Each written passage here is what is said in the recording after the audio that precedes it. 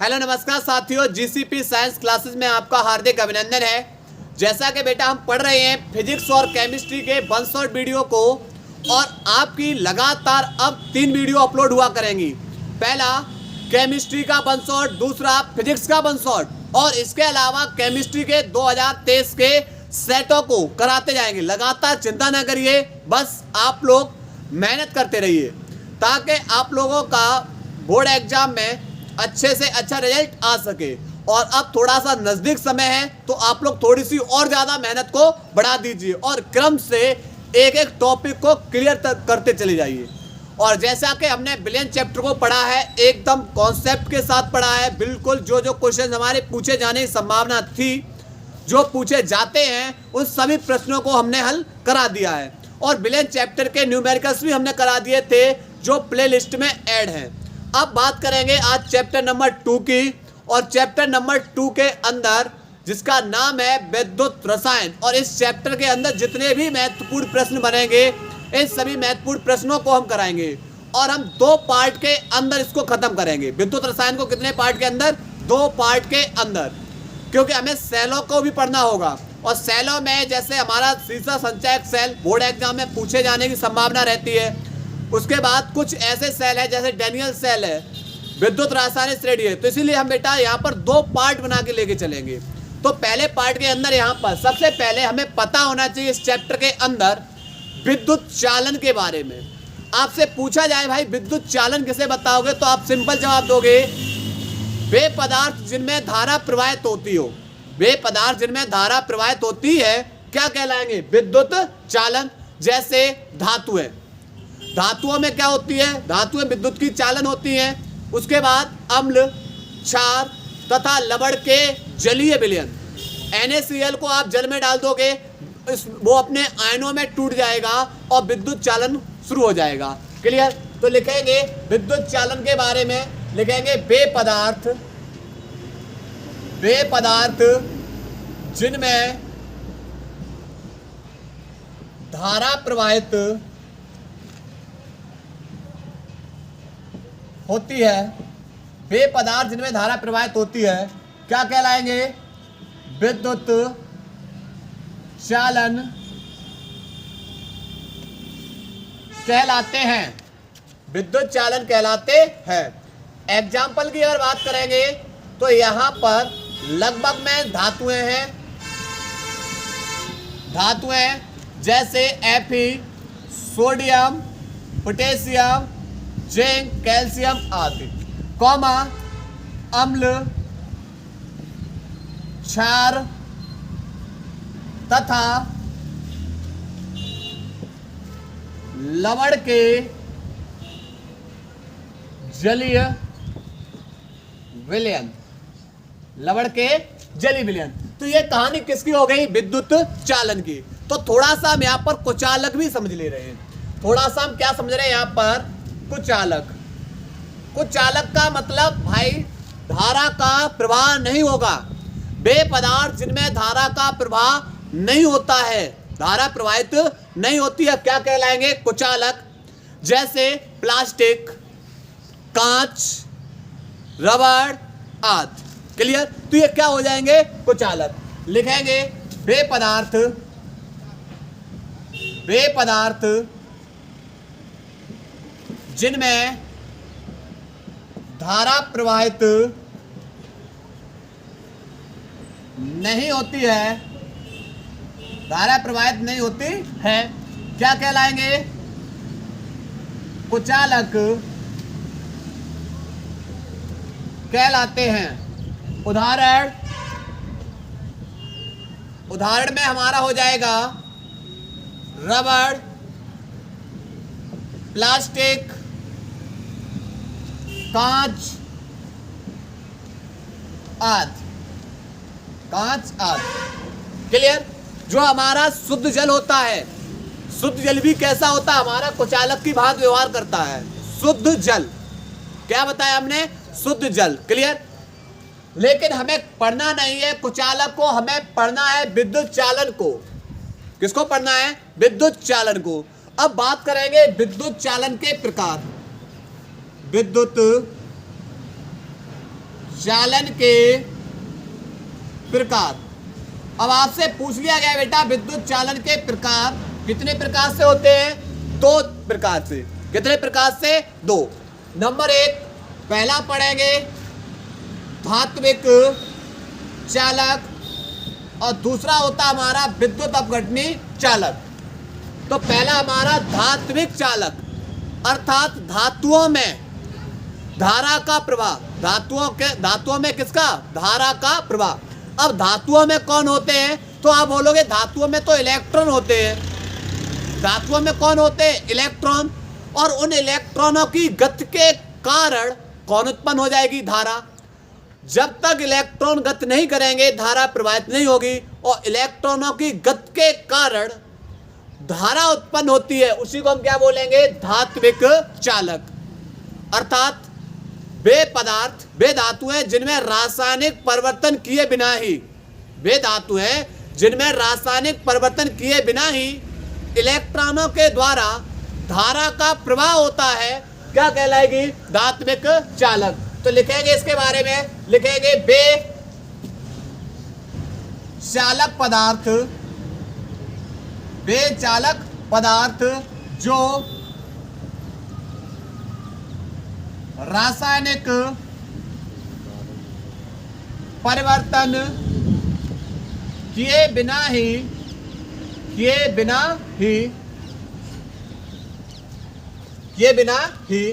इलेक्ट्रॉनों की गति के द्वारा,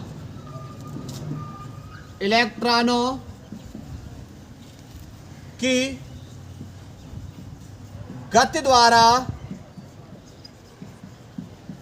धारा का प्रवाह करते हैं। रासायनिक वेव चालक पदार्थ जो रासायनिक परिवर्तन किए बिना ही इलेक्ट्रॉनों की गति द्वारा धारा का प्रवाह करते हैं क्या कहलाएंगे? धात्विक चालक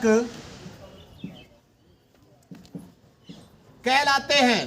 धात्विक चालक कहलाते हैं। उदाहरण के लिए धातुएं, उदाहरण के लिए धातुएं, धातुओं में जैसे आपका पोटेशियम, सोडियम, पोटेशियम, Fe आदि।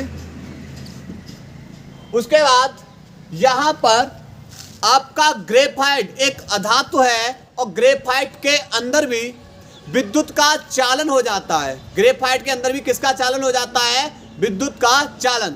लेकिन ग्रेफाइट है किसका अपर रूप? कार्बन का अपर रूप है। कार्बन का क्या है? अपर रूप है। और यहां पर जो ग्रेफाइट होगी उसमें क्या होगा? इलेक्ट्रॉनों की गति के कारण उसमें धारा का चालन हो जाता है। तो पहले इसको नोट करिए, इसके बाद दूसरा पढ़ा रहे, इसको नोट करिए, पहले यहां तक नोट करेंगे। इसके बाद आगे बेटा नंबर दूसरा, और दूसरा नंबर है विद्युत अपघटनी चालक। अब बात करेंगे विद्युत अपघटनी चालक किसे बोलेंगे? तो वे पदार्थ जो जली विलयन में, वे पदार्थ जो जली विलयन में या गलित अवस्था में, या तो जली विलयन में या गलित अवस्था में मुक्त आयनों द्वारा, किसको मुक्त करेंगे? आयनों। और मुक्त आयन मतलब धनायन और ऋणायन। तो मुक्त आयनों द्वारा विद्युत धारा को प्रवाहित करते हैं क्या कहलाएंगे? विद्युत अपघटनी चालक कहलाते हैं।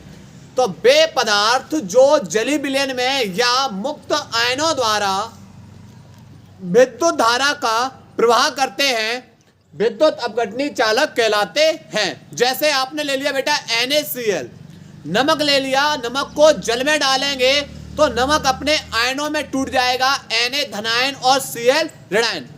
तो इनके आयनों द्वारा जो धारा का चालन होता है उसी को हम क्या बोलेंगे? विद्युत अपघटनी चालक। तो लिखेंगे इसके बारे में, लिखेंगे वे पदार्थ जो जलीय विलयन में या गलित अवस्था में या गलित अवस्था में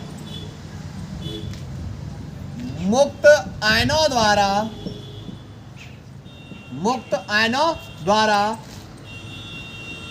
धारा का प्रवाह करते हैं, धारा का प्रवाह करते हैं। विद्युत अपघटनी चालक कहलाते हैं। क्या कहलाएंगे? विद्युत अपघटनी चालक कहलाते हैं। अब ये कितने प्रकार से होते हैं? दो प्रकार से। एक होता है प्रबल विद्युत अपघट्य और एक होता है दुर्बल विद्युत अपघट्य। देखो, तो यहां पर विद्युत अपघटनी चालक, विद्युत अपघटनी चालक दो प्रकार के होते हैं। नंबर एक, पहला प्रबल विद्युत अपघट्य या प्रबल विद्युत अपघटनी चालक। अब प्रबल विद्युत अपघटनी चालक क्या होंगे? तो वे पदार्थ जो जल में पूर्णतः वियोजित हो जाते हैं या आयनित हो जाते हैं, क्या कहलाएंगे? प्रबल विद्युत अपघटनी चालक कहलाते हैं। तो वे पदार्थ जो जल में पूर्णतः आयनित हो जाएं, वियोजित हो जाएं, क्या कहलाएंगे? प्रबल विद्युत अपघटनी चालक। उदाहरण में जैसे आप ले सकते हैं NaCl हो गया हमारा, उसके बाद HCl हो गया, NaOH हो गया आदि। ये हमारे कैसे हैं? प्रबल विद्युत अपघटनी चालक, जल में पूर्णतः आयनित हो जाएंगे। तो लिखेंगे वे पदार्थ जो जल में पूर्णतः आयनित हो जाते हैं, क्या कहलाएंगे? प्रबल विद्युत अपघटनी चालक या प्रबल विद्युत अपघट्य कहलाते हैं। दूसरा होगा दुर्बल विद्युत अपघट्य। अब बात करेंगे दुर्बल विद्युत अपघट्य क्या है? तो वे पदार्थ जो जल में पूर्णतः आयनित नहीं होंगे, पूर्ण रूप से नहीं टूटेंगे, तो वे क्या कहलाएंगे? वे कहलाएंगे दुर्बल विद्युत अपघटनी चालक। एग्जाम्पल में जैसे आपका CH3COOH, जब आप इसे जल के अंदर डालोगे इस पदार्थ को, तो ये टूटेगा CH3COO पे माइनस और H पे प्लस, पर पूर्णतः नहीं टूटेगा। ऐसे ही NH4OH, अब इसे डालोगे, जब इसे तोड़ेंगे तो NH3 प्लस में बेटा किसमें टूट जाएगा? HOH के अंदर। क्लियर? उसके बाद H2CO3 आदि। तो ये कार्बनिक वाले हैं। ये किस वाले हैं? कार्बनिक वाले। तो यहाँ पर जो कार्बनिक वाले आ जाते हैं वो लगभग में कैसे हो जाते हैं? दुर्बल विद्युत अपघट्य कहलाएंगे। जो कार्बन वाले पदार्थ हैं यौगिक है, वे लगभग में कैसे बन जाएंगे? दुर्बल विद्युत अपघट्य। तो लिखेंगे वे पदार्थ जो जलीय विलयन में, यहां पर बेटा जो जलीय विलयन कर देना, जो जलीय विलयन में पूर्णतः आयनित नहीं होते, पूर्णतः आयनित नहीं होते हैं, क्या कहलाएंगे? दुर्बल विद्युत अपघटनी चालक कहलाते हैं। क्लियर? नोट करिए, इसके बाद आगे पढ़ा रहे, नोट करो। इसके बाद बेटा अगली पढ़ने वाले हैं, वह पढ़ने वाले हैं विद्युत अपघटनी विलयनों का चालकत्व। तो क्या है विद्युत अपघटनी विलयनों का चालकत्व? देखो, किसी विद्युत अपघट्य के जो जलीय विलयन में विद्युत अपघट्य के जलीय विलयन में धारा प्रवाहित करने की क्षमता, विद्युत अपघट्य का क्या होगा, जलीय विलयन, और उसमें धारा प्रवाहित करने की क्षमता क्या कहलाती है, उस विलयन का चालकत्व कहलाती है। और विलयन का जो चालकत्व होगा वह प्रतिरोध के कैसा होता है, व्युत्क्रमानुपाती होता है। प्रतिरोध के कैसा होगा, व्युत्क्रमानुपाती होता है। अर्थात C बराबर किसके हो जाएगा, 1/R, क्योंकि R यहाँ पर खुद एक नेतांक है, क्योंकि ओम के नियम से, ओम के नियम से क्या है, ओम के नियम से होता है B बराबर I इंटू में R, क्योंकि B समानुपाती आई और समानुपाती का चिन्ह हटाया गया था, बराबर का चिन्ह आया था और एक नेतांक आया था जिसे क्या बोलते हैं, प्रतिरोध। अब यहाँ से हम क्या करेंगे, R का मान निकाल लेंगे, तो I गुणा में है, गुणा में दूसरी ओर जाके भाग में हो जाएगा। तो अब आप यहाँ से करोगे क्या, यहाँ से R का वैल्यू उठाएंगे, यहाँ लगा देंगे, तो यहाँ हो जाएगा C बराबर 1/R की जगह B/I, I को ऊपर भेज देंगे तो I अपॉन क्या हो जाएगा, B। C बराबर क्या हो जाएगा, C बराबर I/B हो जाएगा। क्लियर। अब मैंने माना B बराबर कितना है, 1 वोल्ट, B बराबर कितना है, 1 वोल्ट। तो जब हम B बराबर 1 वोल्ट लगाएंगे तो विद्युत अपघटनी जो विलयन का चालकत्व होगा, एक यहाँ लगाओगे, एक का भाग करोगे तो वही रहेगा, तो C बराबर किसके हो जाएगा, I के। C बराबर किसका हो जाएगा, I के। अर्थात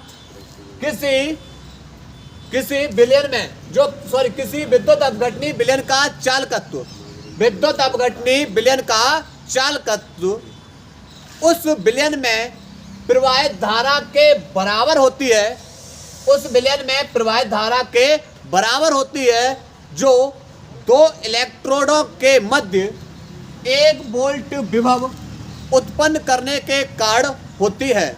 मतलब 1 वोल्ट जब हम क्या करेंगे, इलेक्ट्रोडों के मध्य, 2 इलेक्ट्रोडों के मध्य जब हम 1 वोल्ट विभव उत्पन्न करेंगे तो विभव उत्पन्न करने से जो विद्युत अपघटनी चालकत्व है वह किसके बराबर हो जाएगा, वह धारा के बराबर हो जाएगा, उसमें प्रवाहित धारा के कैसा हो जाएगा, बराबर हो जाएगा।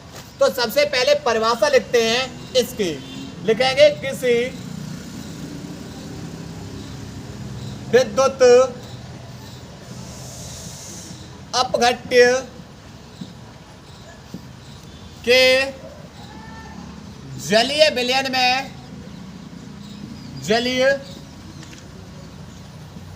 विलयन में धारा प्रवाहित करने की क्षमता, धारा प्रवाहित करने की क्षमता उस विलयन का चालकत्व कहलाती है, चालकत्व कहलाती है। इसे C से प्रदर्शित करते हैं, C से प्रदर्शित करते हैं। दैला से लिखेंगे विलयन का चालकत्व, विलयन का चालकत्व प्रतिरोध R के, प्रतिरोध के व्युत्क्रमानुपाती होता है। किसके व्युत्क्रमानुपाती होता है, प्रतिरोध के व्युत्क्रमानुपाती होता है। उसके बाद इसे नोट करना है। फिर यहाँ पर हम क्या किया था, जैसे हम इस फॉर्मूले में आए तो हमने माना B बराबर, यानी 2 इलेक्ट्रोडों के मध्य हमने कितना, 1 वोल्ट विभव उत्पन्न कर दिया। तो 1 वोल्ट विभव उत्पन्न करने पर जो विलयन का चालकत्व है उसमें प्रवाहित धारा के कैसा हो जाता है, बराबर हो जाता है। 1 वोल्ट विभव उत्पन्न करने पर, इलेक्ट्रोडों के मध्य 1 वोल्ट विभव उत्पन्न करने पर जो विद्युत अपघटनी विलयन का चालकत्व है उस विलयन में प्रवाहित धारा के कैसा हो जाता है, बराबर हो जाता है। अर्थात विद्युत अपघटनी, विद्युत अपघटनी विलयन का चालकत्व, विलयन का चालकत्व उस विलयन में प्रवाहित धारा के बराबर होते हैं, बराबर होती है जो दो इलेक्ट्रोडों के, दो इलेक्ट्रोड के मध्य 1 वोल्ट विभव उत्पन्न के कारण, विभव के कारण उत्पन्न होती है, विभव के कारण उत्पन्न होते हैं। क्लियर। इसके बाद आपसे इसका मात्रक पूछा जा सकता है, तो आप इसका मात्रक बड़े आसानी से बता सकते हो। मात्रक क्या हो जाएगा, प्रतिरोध का मात्रक ओम होता है, ऊपर जाएगा तो क्या हो जाएगा, ओम इनवर्स या मोह, यहाँ पर मोह इनवर्स हो जाएगा। ठीक है, तो यहाँ पर ये इसका क्या हो जाएगा, मात्रक हो जाएगा। क्लियर। तो यहाँ से परिभाषा हमने किसकी पढ़ी, विद्युत अपघटनी विलयनों का चालकत्व। नोट करेंगे, इसको नोट करिएगा। यहाँ पर बेटा दो इलेक्ट्रोडों के मध्य विभवांतर होता है, तो यहाँ पर विभवांतर कर लेना, यहाँ किसको कर लेना, विभवांतर के कारण। क्लियर। क्योंकि दो इलेक्ट्रोडों के मध्य विभवांतर होता है और एक इलेक्ट्रोड के मध्य क्या होगा, विभव। क्लियर। नोट करिए, इसको नोट करिएगा। इसके बाद आगे बेटा अगला है, अगली हेडिंग है वह विशिष्ट चालकत्व या चालकता। वह विलयन का चालकत्व है, यह क्या है, विशिष्ट चालकत्व या चालकता।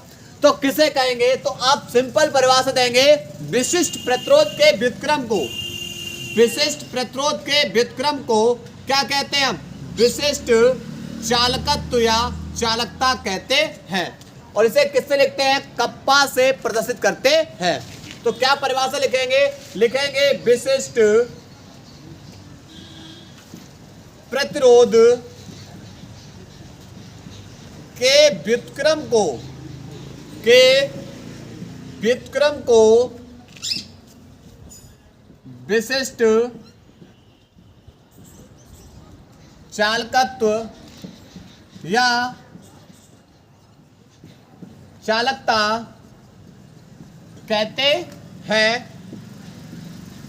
इसे कप्पा, इसे किससे, कप्पा से प्रदर्शित करते हैं, कप्पा से प्रदर्शित करते हैं। अब यहां पर रो, आप लोग फिजिक्स में पढ़ के आए हैं, आर बराबर होता है rho L upon A, R बराबर हो जाएगा रो एल अपॉन ए। तो एक काम कर रहे हैं हम, इस रो की वैल्यू निकालेंगे, तो आप बोलोगे ये भाग में है, फिर दूसरी ओर जाके किस में हो जाएगा, गुणा में। आप बोलोगे एल गुणा में है, तो दूसरी ओर जाके हो जाएगा भाग में। तो फिर यहाँ बचेगा कौन, तो बोलेंगे हम यहाँ से रो, कौन बचेगा, यहाँ पर रो बचेगा। तो यहाँ से लगाएंगे कप्पा बराबर 1/, रो की जगह आर ए और बट्टे में एल। फिर क्या होगा, क्या बोलोगे एल को ऊपर भेज दो, तो जब एल को ऊपर भेजोगे तो यहां से कप्पा बराबर हो जाएगा एल/आर इंटू में ए। क्लियर। लेकिन यहां से हमें एक फॉर्मूला और पता है, क्या पता है, कच्चों के पता है सी बराबर होता है 1/r। बात सही है। विलयन का चालकत्व उसके प्रतिरोध के कैसा होता है, व्युत्क्रमानुपाती। तो यहाँ 1/r ही तो है, तो कप्पा बराबर हो जाएगा 1/r की जगह सी, उसके बाद एल अपॉन ए, सी एल अपॉन क्या हो जाएगा ए। क्लियर। यहाँ पर अब बात करेंगे यदि लंबाई को क्या मान लिया जाए, एकांक, लंबाई को क्या मान लिया जाए, एकांक अर्थात 1 सेंटीमीटर, कॉमा क्षेत्रफल एरिया बराबर कितना मान लिया जाए, 1 सेंटीमीटर स्क्वायर। लंबाई को एकांक मान लिया जाए, क्षेत्रफल को 1 सेंटीमीटर स्क्वायर मान लिया जाए, इसे भी एकांक मान लिया जाए, तो 1/1 का भाग करोगे तो वही रहेगा, तो कप्पा बराबर किसके हो जाएगा, सी के। तो परिभाषा एक नई यहां से निकल आएगी कि 1 सेंटीमीटर लंबाई, 1 सेंटीमीटर लंबाई तथा 1 सेंटीमीटर स्क्वायर अनुप्रस्थ काट के क्षेत्रफल, अनुप्रस्थ काट के क्षेत्रफल का जो चालकत्व होगा, का चालकत्व, उसका क्या कहलाएगी, उसका विशिष्ट चालकत्व या उसकी चालकता कहलाती है। तो परिभाषा लिखेंगे 1 सेंटीमीटर लंबाई तथा 1 सेंटीमीटर स्क्वायर क्षेत्रफल, 1 सेंटीमीटर स्क्वायर क्षेत्रफल वाले अनुप्रस्थ 1 सेंटीमीटर स्क्वायर अनुप्रस्थ काट वाले, अनुप्रस्थ काट के क्षेत्रफल वाले विलयन का चालकत्व, 1 सेंटीमीटर लंबाई तथा 1 सेंटीमीटर स्क्वायर अनुप्रस्थ काट के क्षेत्रफल वाले विलयन का चालकत्व क्या कहलाएगा, उसका विशिष्ट चालकत्व या चालकता कहलाती है, चालकता कहलाती है। क्लियर। अब कहानी करेंगे इसके मात्रक की, कहानी किसकी समझेंगे, मात्रक की।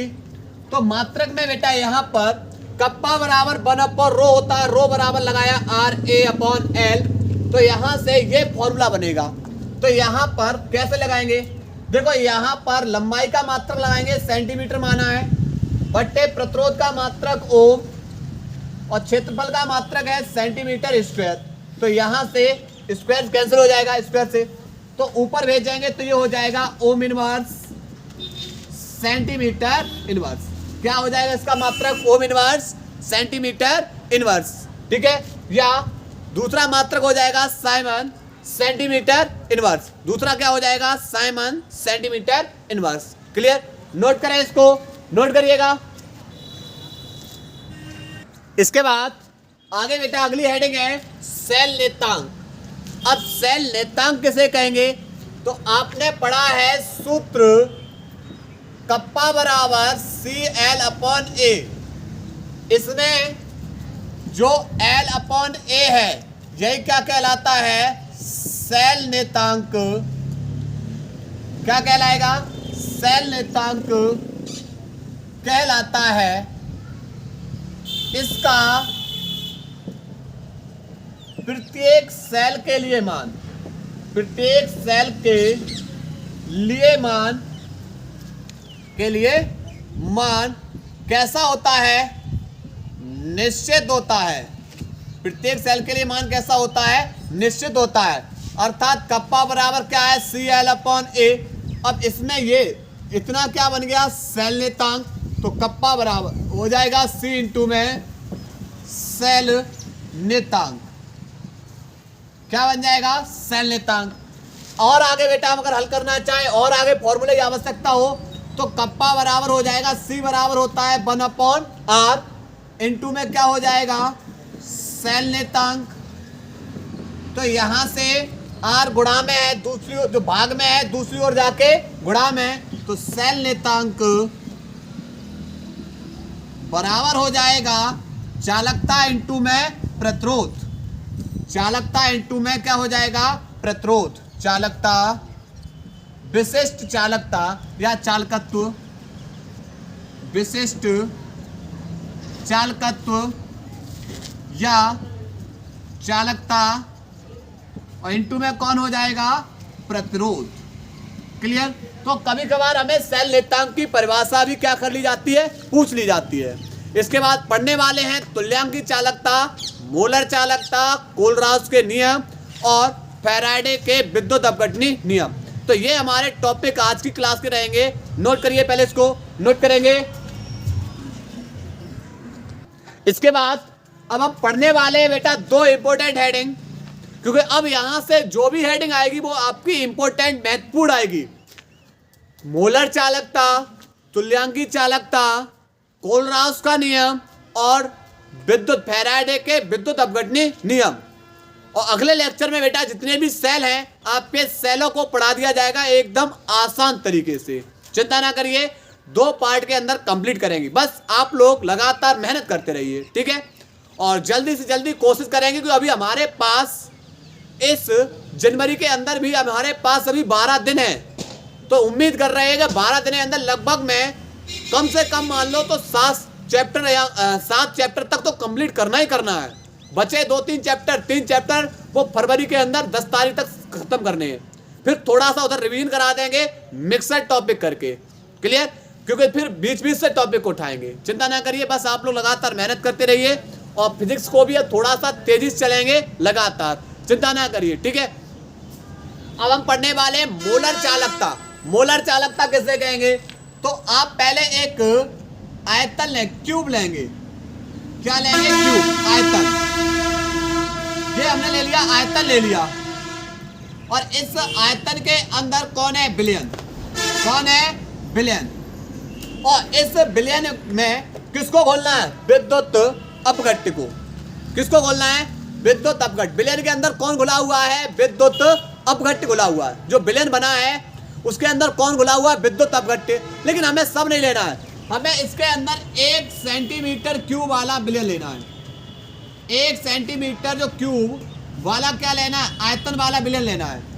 मान लिया उसकी लंबाई भी 1 सेंटीमीटर है, चौड़ाई भी उसकी 1 सेंटीमीटर है और ऊंचाई भी उसकी कितनी है? 1 सेंटीमीटर। तो 1 सेंटीमीटर क्यूब आयतन वाले विलयन में, 1 सेंटीमीटर क्यूब आयतन वाले विलयन में विद्युत अपघट्य का 1 मोल घोलने पर, विद्युत अपघट्य का 1 मोल घोलने पर उसके आयनों द्वारा उत्पन्न चालकता। भाई जैसे विद्युत अपघट्य को घोलेंगे तो कौन उत्पन्न होंगे? आयन। कौन उत्पन्न होंगे? आयन।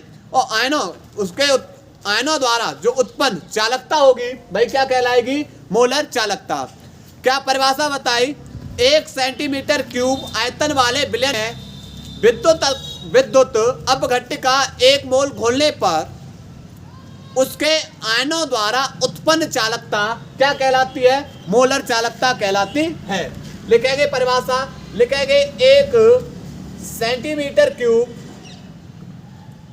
आयतन वाले विलयन में, आयतन वाले विलयन में विद्युत अपघट्य का, विद्युत अपघट्य का 1 ग्राम मोल, 1 ग्राम मोल घोलने पर उसके आयनों द्वारा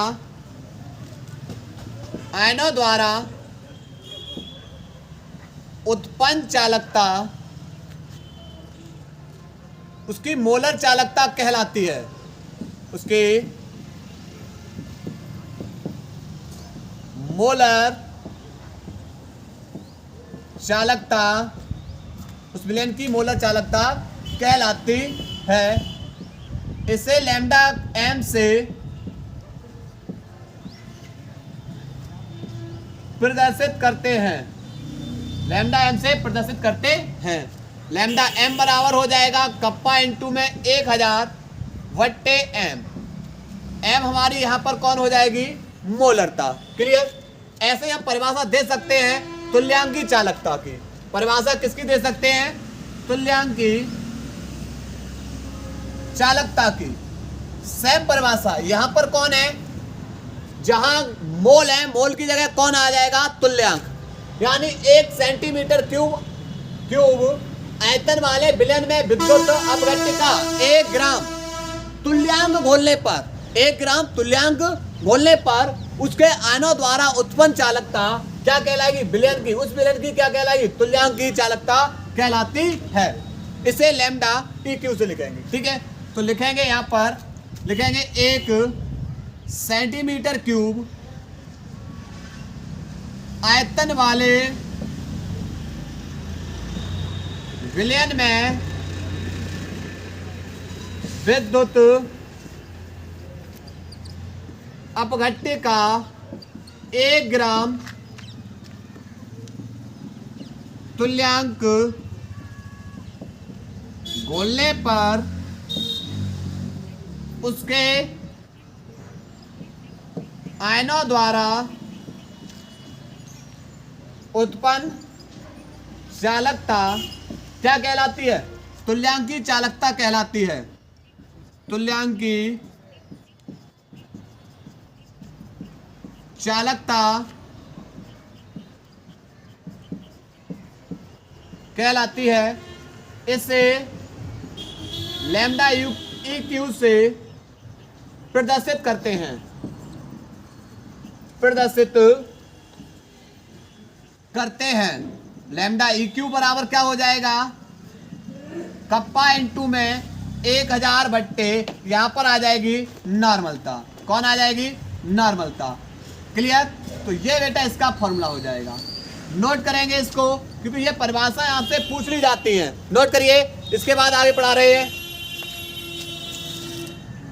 इसके बाद अगली वेरी वेरी इंपॉर्टेंट बेटा हेडिंग है। कौन सी है? कोलराउस के नियम। क्या है कोलराउस के नियम? ये प्रश्न बहुत बार पूछा गया है। देखो क्या है कोलराउस का नियम। किसी वैद्युत अपघट्य की मोलर चालकता, किसी वैद्युत अपघट्य की जो मोलर चालकता होती है वह अनंत तनता पर, उस अनंत तनता पर विद्युत अपघट्यों द्वारा दिए गए धनायनों एवं ऋणायनों की चालकताओं का क्या होती है? योग होती है। क्या होती है? योग। क्या बताया? किसी वैद्युत अपघट्य की मोलर चालकता अनंत तनता पर विद्युत अपघट्य द्वारा दिए गए धनायनों एवं ऋणायनों की चालकताओं, इनका क्या होती है? योग। इनका क्या होगी? योग होती है। किसी वैद्युत अपघट्य की मोलर चालकता अनंत तनता पर उसके विद्युत अपघट्य के द्वारा दिए गए धनायनों एवं ऋणायनों की चालकताओं का क्या होती है? योग होती है। किस नियम में? कोलराउस के नियम में। लिखेंगे इस नियम के अनुसार, इस नियम के अनुसार किसी विद्युत अपघट्य की मोलर चालकता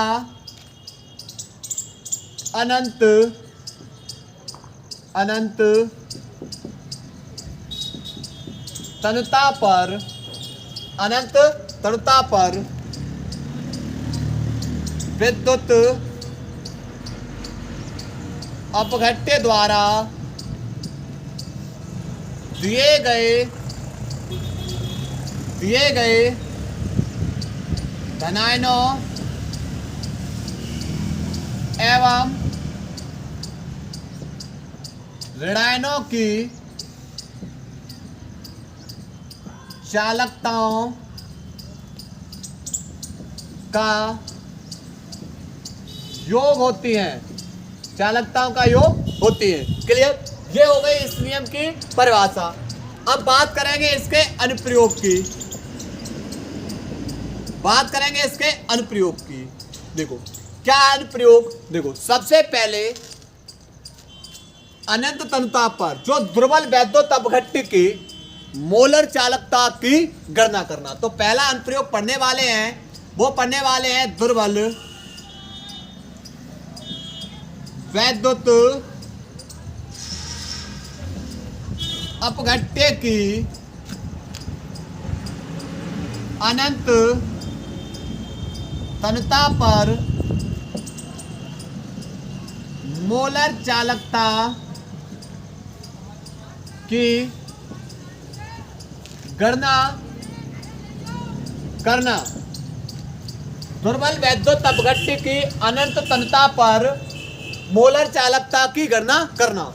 अब कैसे करेंगे दुर्बल वैद्युत अपघट्य की अनंत तन्यता पर मोलर चालकता की गणना? देखो कैसे। सबसे पहले आप एक दुर्बल वैद्युत अपघट्य की गणना करेंगे। दुर्बल वैद्युत अपघट्य, दुर्बल वैद्युत अपघट्य मान लिया हुआ है। दुर्बल वैद्युत अपघट्य हमने लिया है, वह लिया CH3COOH, इसकी गणना करनी है। अब हम इसके लिए क्या लेंगे?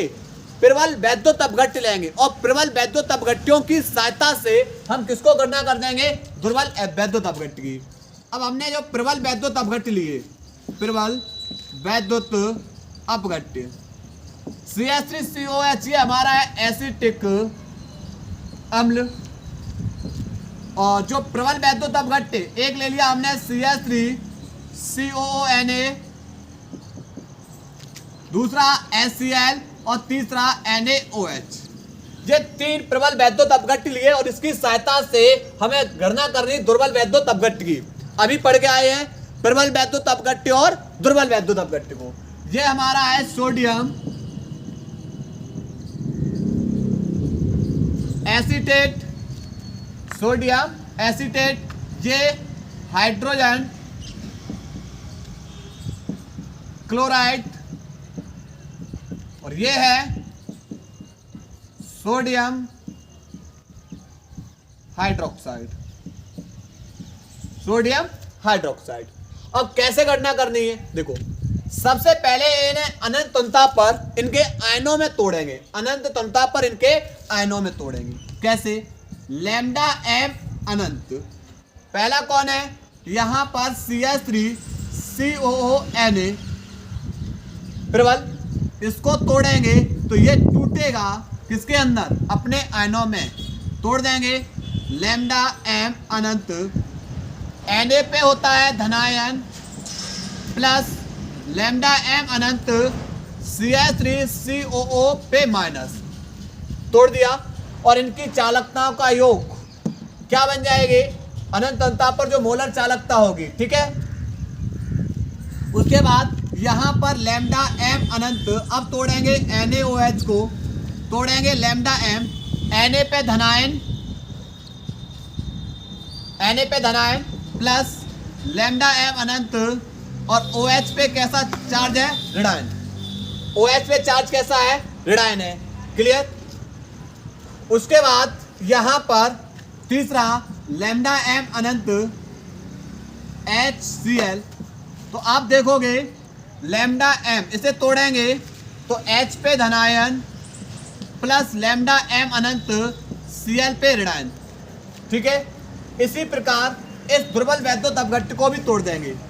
लैम्डा एम अनंत CH3COOH को जब तोड़ेंगे इसके आयनों में, तो टूटेगा लैम्डा एम अनंत H धनायन प्लस लैम्डा एम अनंत CH3COO पे चार्ज कैसा आ जाएगा? माइनस। क्लियर? इसे समीकरण नंबर 1, समीकरण 1 बना देंगे, इसे पहले वाले को, इसे 2 बना देंगे, 3 बना देंगे और 4। क्लियर? यहां तक की कहानी नोट करिए। अब ऊपर का पूरा रफ करके तब इस कहानी को समझा रहे हैं। नोट करिए, इसको नोट करेंगे बेटा। यहां पर जहां हमने NaOH लिया है वहां पर आप क्या करना है? NaCl लेंगे, तभी बेटा कट पाएगा जाके, ठीक है। तो यहां पर हम किसको ले रहे हैं? Cl को लेंगे, ठीक है। अब करना क्या है? हमें बनाना किसको है? हमें बनाना है दुर्बल वैद्युत अपघट्य की गणना करनी है, CH3COOH प्राप्त करना है। तो आप देखोगे कि समीकरण 1 में तो CH3COO मिल रहा है, फिर H कौन से समीकरण मिल रहा है? तो आप H की बात करोगे तो समीकरण नंबर 4 में, तो समीकरण 2 में CH3COOH, समीकरण 2 में CH3COH, और समीकरण 2 में CH3CO पे माइनस, और समीकरण 4 के अंदर किसको मिल रहा है? देखो यहाँ पर H, तो कॉमन देखो कहाँ मिल रहा है। बनाना किसको? हमें बनाना CH3COOH। तो समीकरण 2 में तो CH3CO और H कहाँ मिल रही है? तो आप बोलोगे समीकरण 4 में। तो इन दोनों को आप जोड़ दो, और शेष समीकरण नंबर 3 को क्या कर दो, घटा दीजिए, तो हमें क्या मिल जाएगा, समीकरण 1, दुर्बल वैद्युत अपघट्य। अब लगाएंगे, जोड़ेंगे तो लैम्डा m अनंत CH3 COO Na और इसमें जोड़ेंगे लैम्डा m अनंत समीकरण 4 कौन है, HCl, में से घटा देंगे समीकरण 3 लैम्डा m अनंत NaCl घटा देंगे।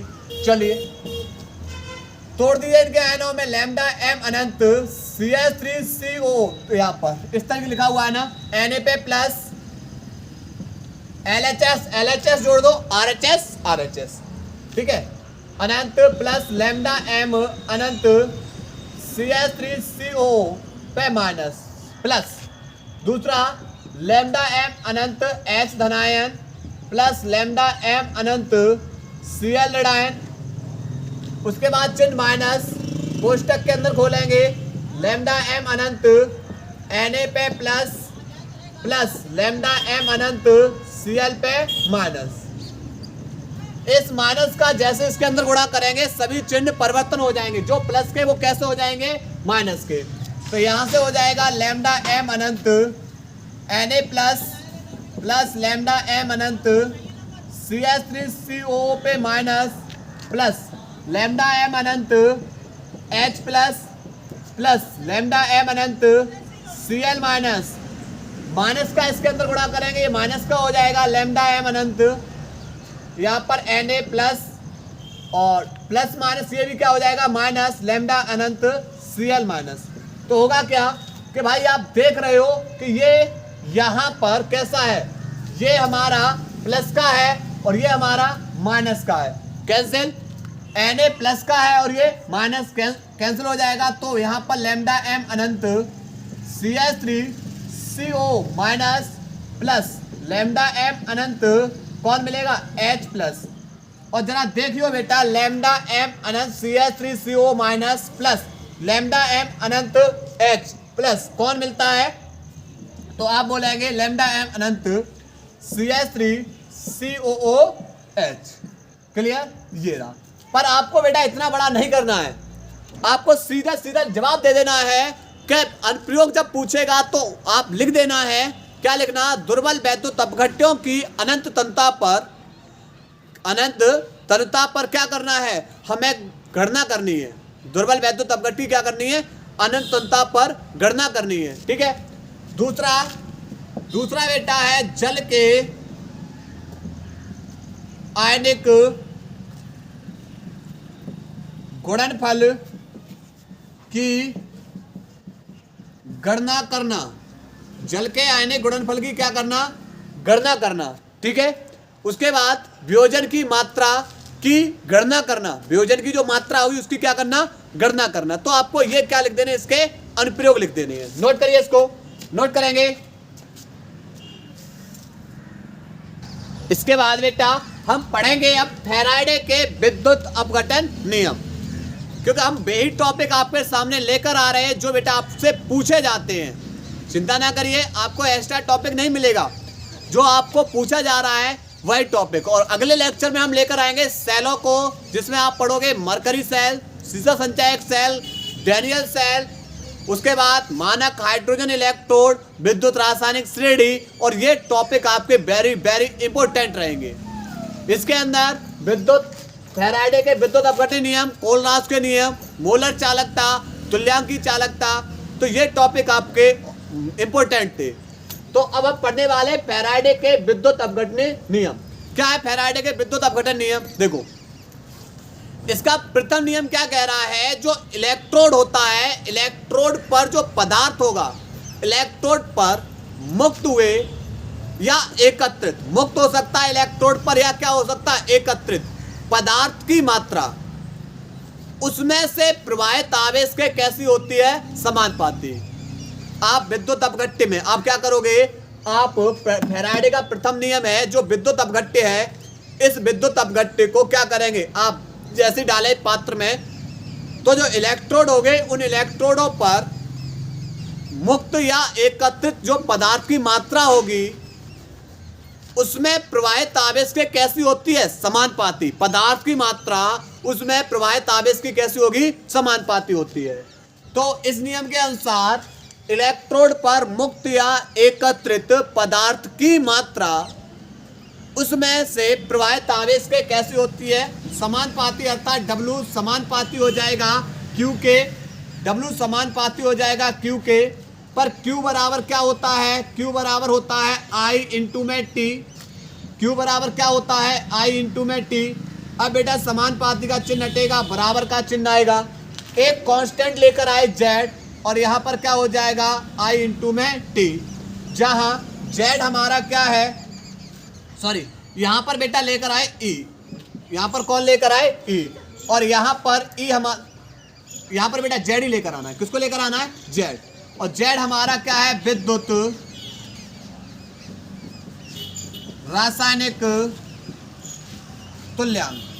कौन है बेटा, विद्युत रासायनिक तुल्यांक। समानुपाती का चिन्ह हटाया, बराबर का चिन्ह ले आए, एक कांस्टेंट लेकर आए Z, Z हमारा क्या है, विद्युत रासायनिक तुल्यांक। अब हमें क्या करना है, Z निकालना है।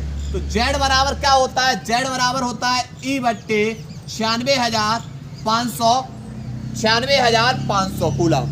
अब यहाँ पर एक फैरड बराबर क्या होता है, 96,500 कूलम। आवेश का सबसे बड़ा मात्रक। E क्या हमारा, तुल्यांकी द्रव्यमान। E हमारा क्या है, तो E हम बोलेंगे तुल्यांकी द्रव्यमान, तुल्यांकी द्रव्यमान।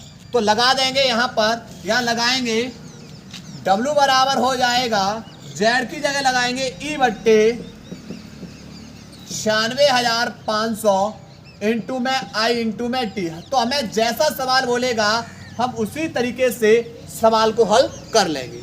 तो लिखेंगे परिभाषा, लिखेंगे इस नियम के अनुसार, इस नियम के अनुसार इलेक्ट्रोड पर मुक्त या एकत्रित, मुक्त या एकत्रित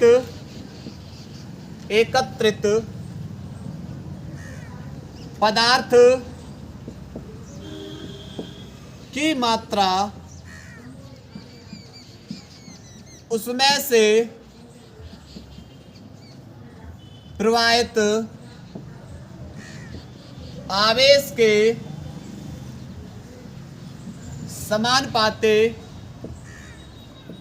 होती है।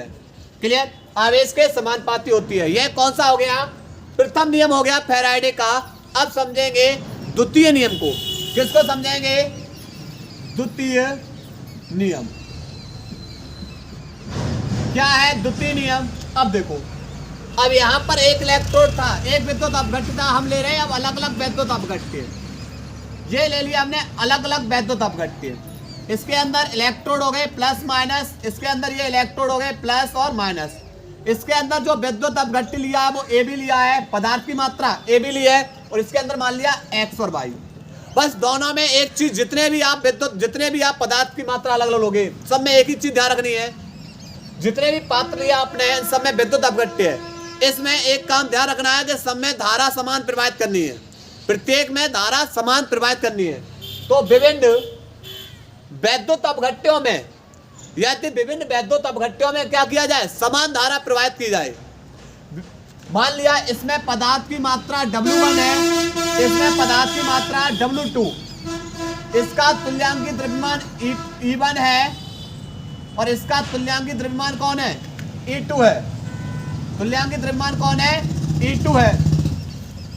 क्लियर, तो क्या परिभाषा हो जाएगी, तो परिभाषा होगी इस नियम के अनुसार यदि विभिन्न वैद्युत अपघट्य में समान धारा प्रवाहित की जाए, इस नियम के अनुसार यदि विभिन्न वैद्युत अपघट्य में किसको समान धारा प्रवाहित की जाए, तो इलेक्ट्रोड पर मुक्त या एकत्रित पदार्थ की जो मात्रा होगी वह उसके तुल्यांकी द्रव्यमान या विद्युत रासायनिक तुल्यांक कैसी होती है, समानुपाती। तुल्यांकी द्रव्यमान या विद्युत रासायनिक तुल्यांक की कैसी होती है, समानुपाती होती है।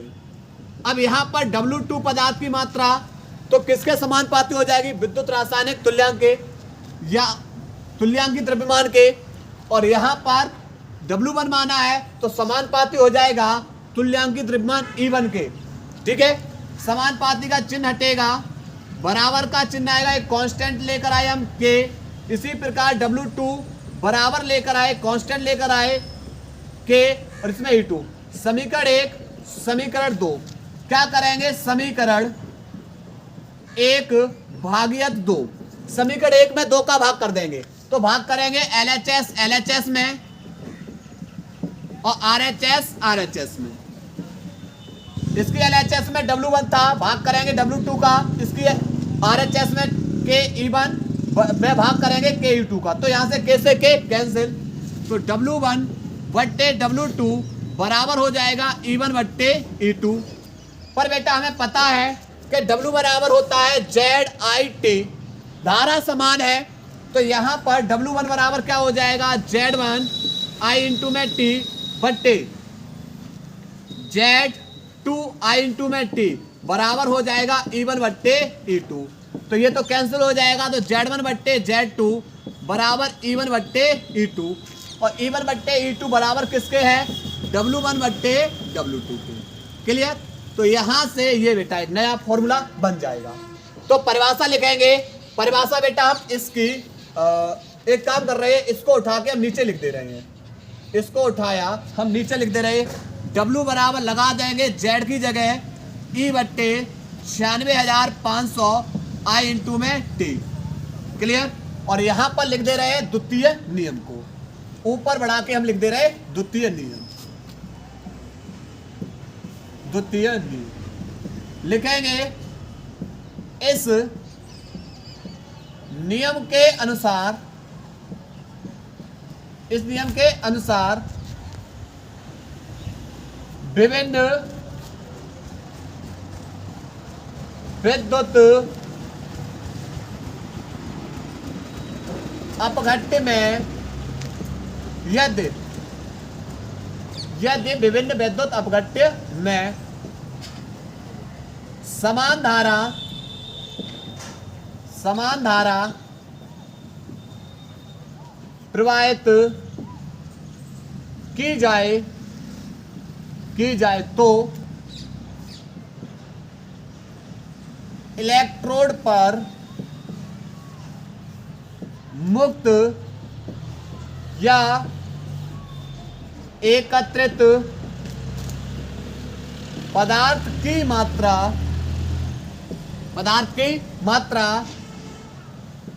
उसके तुल्यांकी द्रव्यमान या